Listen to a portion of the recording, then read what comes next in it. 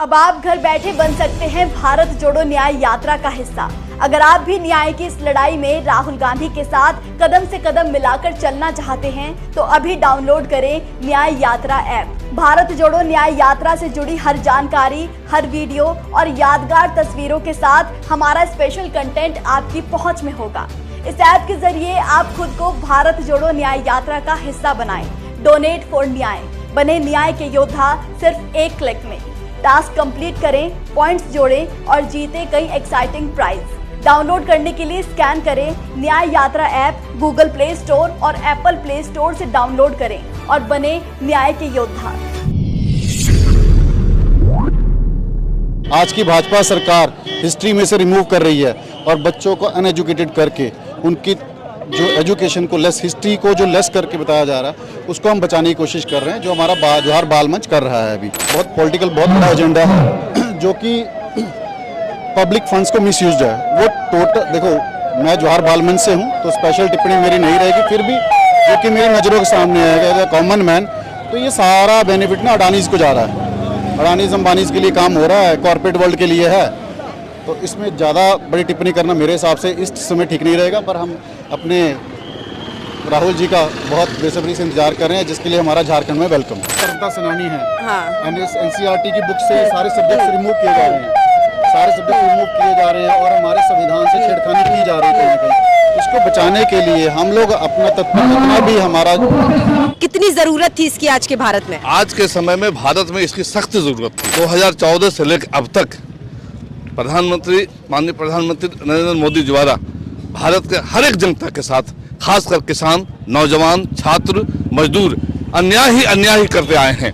और जब अन्याय की सीमा पार हो गई है तो माननीय राहुल गांधी ने सोचा कि नहीं, अब देश की जनता को इस न्याय के लिए जगाना होगा और इसी स्थिति के लिए जगाने के लिए भारत जोड़ो यात्रा पर राहुल गांधी निकले हैं। और धनबाद का ये सौभाग्य है कि आज राहुल गांधी हमारे धनबाद के धरती पर हैं, और उससे ज़्यादा सौभाग्य हम लोग लाल बंगला के वासी समझ रहे हैं कि लाल बंगला से ही बोकारो की तरफ गुजरेंगे। निश्चित रूप से हम लोग यहाँ राहुल गांधी के स्वागत के लिए हम लोग खड़े हैं और यह न्याय यात्रा निश्चित रूप से भारतवर्ष में एक बदलाव आएगा। आने वाले समय 2024 में निश्चित रूप से बदलाव आएगा, जिसमें नौजवानों को, छात्रों का, किसानों का, मजदूरों का भविष्य उज्जवल होगा। कांग्रेस की सरकार आएगी निश्चित रूप से। जातीय जनगणना जहाँ तक जरूरत है कि जो लोग पहले समाज में, याद करिए कि जब देश आज़ाद नहीं हुआ था, एक उच्च वर्ग था, एक बहुत निम्न वर्ग था, मध्यम वर्ग था ही नहीं। कांग्रेस की देन है कि मध्यम वर्ग लोगों को पैदा किया। ये मध्यम वर्ग को इस वर्तमान सरकार ने तोड़ दिया। आने वाला पीढ़ी पता नहीं कि कहाँ चला जाएगा। ये छोटे छोटे जो दुकानदार आप जो देख रहे हैं, ये कहीं कोई जिंदा नहीं रहेंगे, सभी खत्म हुए, सभी भिखारी रहेंगे या तो फिर अंबानी या डांडी रहेंगे। बीच वाले लोग ना आप रहेंगे ना हम रहेंगे, कोई नहीं रहेगा। किसके लिए न्याय यात्रा, इसके जातीय जनगणना दोनों इसमें आवश्यक है। अन्याय काल तो मैडम अभी बहुत ज़्यादा हो गया है। नए युवक लड़के जो बीएड करके, इंजीनियरिंग करके 10,000 रुपया काम करने के लिए बाध्य है।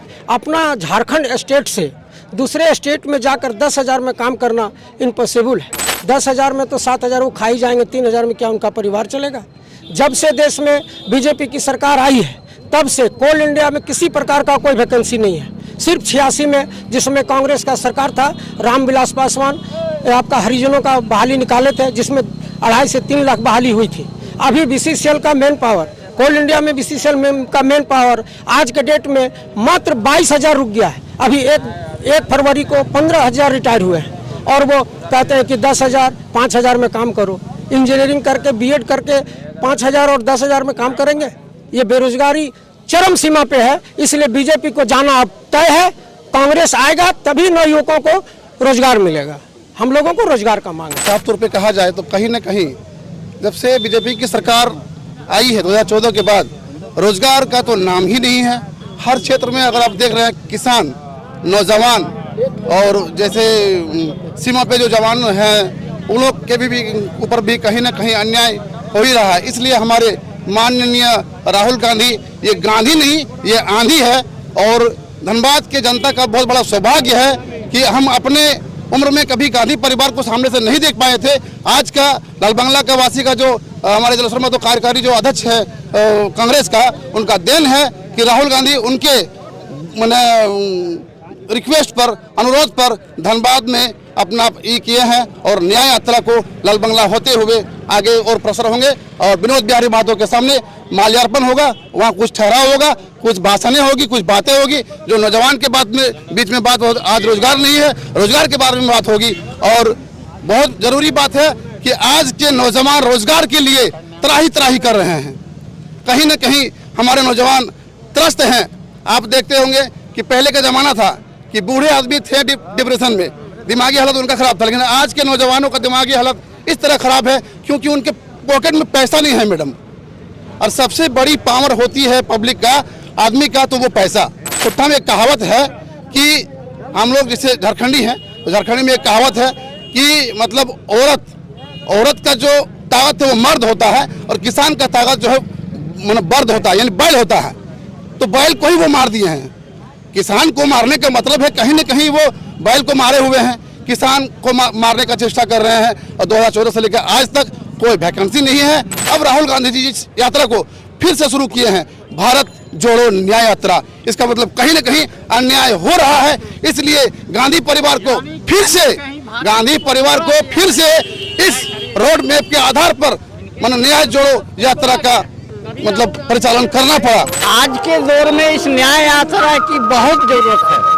मैं समझता हूं कि जान से भी अधिक इस न्याय यात्रा की जरूरत है। श्रीमान मिस्टर राहुल गांधी ने इस यात्रा को करते हुए, भारत को जोड़ने का काम करते हुए और न्याय के बारे में उन्होंने डिफिनेशन देते हुए कहा कि हम न्याय तब तक करेंगे जब तक अन्याय की समाप्त नहीं होता है। ये गांधी नहीं, ये आंधी है और ये आंधी इस देश में बड़ी तेजी से बढ़ रही है और ये लड़ाई जारी रहेगी न्याय का हक मिलने तक।